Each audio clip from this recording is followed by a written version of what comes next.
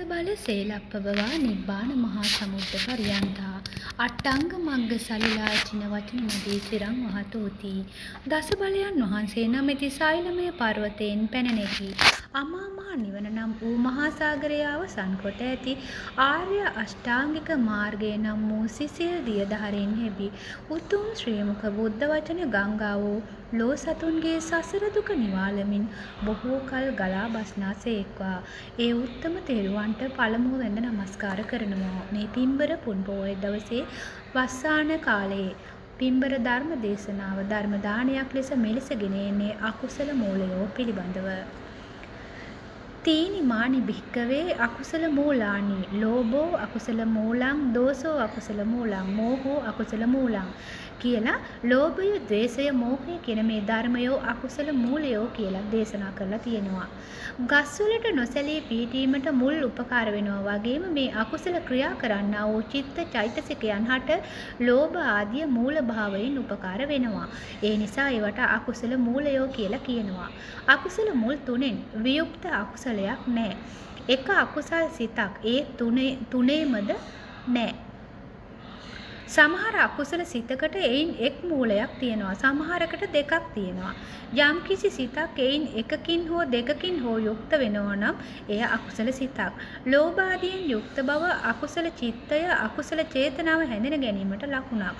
ලෝභය කියන්නේ රූප, ශබ්ද, ගන්ධ, රස, ස්පර්ශ ධර්ම සංඛ්‍යාත අරමුණු 6ට ඇලුම් කරන ස්වභාවය. තවත් ක්‍රමයකින් කියනවා නම් අඹදරු ආදී කෙරෙහි වතු කුඹුරු ගෙවල් ඇඳුම් පැළඳුම් ආහාර පාන මිල මුදල් වගේ හොඳයි සලකන වස්තුන් කෙරෙහි තියෙන ඇල්ම. ලෝභය ආරම්භණයයි කියනු ලබන ලෝභනීය වස්තු කෙරෙහි හා ගුණයන් කෙරෙහි ඇලෙන්නා වූ ආකාරයෙන් එකක් වුණත් පවත්නා ආකාරයෙන් අනේක ප්‍රකාර වෙනවා. අනේක ප්‍රකාරයෙන් ඇතිවන්නා වූ ලෝභයන්ට විවහාර කරන නාමයෝද බොහෝම වෙනවා. නොලැබූ වස්තු සම්බන්ධයෙන්ද නොලැබූ සැප සම්බන්ධයෙන්ද නොකළ ක්‍රියා සම්බන්ධයෙන්ද ඇති කර නොගත් ගුණාදිය සම්බන්ධයෙන්ද පවත්නා වූ ලෝභයට බොහෝ සෙයින් ඕනෑකම ආශාව කියන වචනය පාවිච්චි කරනවා. ගහන්න ඕන දෙන්න ඕන යනාදී තැන්හි ඕනෑය කියන වචනයෙන් කියවෙන අර්ථය ලෝභය නෙවෙයි. අඹදරුවන් සම්බන්ධයෙන් නෑ මිතුරු ආදීන් සම්බන්ධයෙන් පවත්නා වූ ලෝභයට ආලය, ආදරය, ප්‍රේමය, ස්නේහය කියන වචන කියනවා. සමහර විට ඒ අර්ථ ප්‍රකාශ කරනු පිණිස මෛත්‍රිය, කරුණාව යන වචනද ධර්ම විභාග නොදන්නෝ පාවිච්චි කරනවා.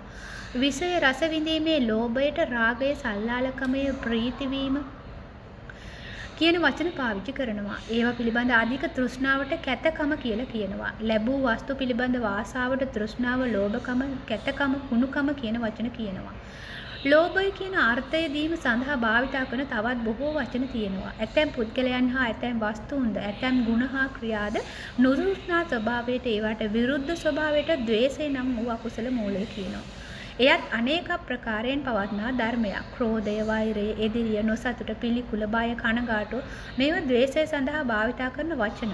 මේ ද්වේෂය බලයෙන් තමාට සම වූ හෝ තමාට වඩා දුබල වූ හෝ කෙනෙකු සම්බන්ධයෙන් උපදින විට විරුද්ධව ඉදිරිපත් වන්නා වූ ආකාරයෙන් උපදිනවා. ඒ ද්වේෂයට ක්‍රෝධය කියලා කියනවා. තමාට වඩා බලවත් වූ හෝ ප්‍රතික්‍රියාවක් කිරීමට තමා සමත් නොවන්නා වූ හෝ කෙනෙකු සම්බන්ධයෙන් ඒ උපදනා කල ඒ පුද්ගලයා කෙරෙහි ඈත් වන්නා වූ පසුබසින්නා වූ ආකාරයෙන් උපදිනවා.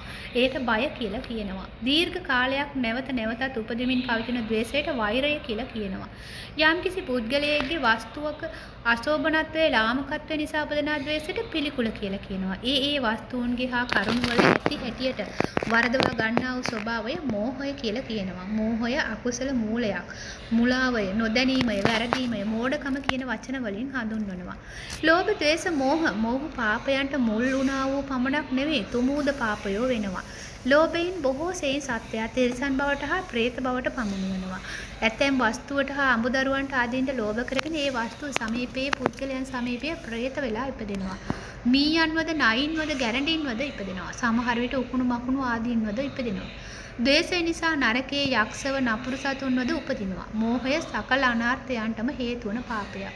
දෙලොව වැඩ කැමැත්තෝ මේ පව මුල් තුනී කර ගැනීමට උත්සාහ කරන්නට ඕන. ඉතින් කර්මය මේ අකුසල මූලයන් පිළිබඳව මේ ධර්ම දානය ගෙනාවේ. පින්බර ධර්ම දානය මෙතකින් නිමා කරනවා.